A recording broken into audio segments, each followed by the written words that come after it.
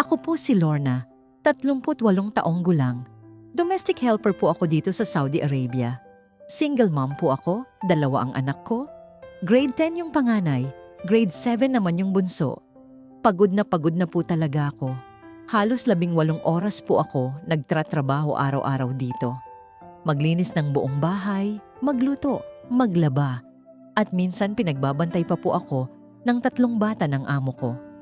Walang day off. Nakakapagpahinga lang po ako kapag matutulog na. Ang masakit pa dito, yung pagkain ko po. Noodles lang palagi ang binibigay sa akin. Minsan naman po tinapay yung ibibigay. Pumayat na po ako ng sobra.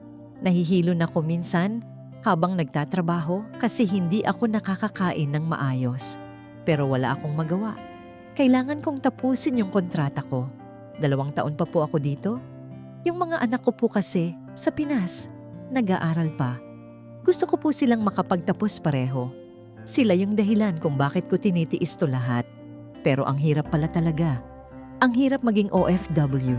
Hindi nila alam yung totoong nangyayari sa akin dito. Gusto ko na po talaga umuwi. Pero iniisip ko po yung ginastos namin sa agency.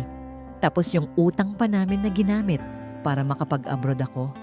Sayang naman din yung kontrata kung hindi ko tatapusin. Nahihirapan na po talaga ako. At Diyos lang ang tangi kong sandigan para malampasan ito. Yan ang kwento ni Lorna. Maraming OFW ang nakakaranas ng ganito. Yung sakripisyo, yung gutom, yung hirap. Lahat para sa pamilya. Tanong ko lang sa inyo, kung ikaw si Lorna, ano ang gagawin mo? Magtitiis ka pa ba o uuwi ka na ng Pilipinas? Anong maipapayo ninyo sa kanya?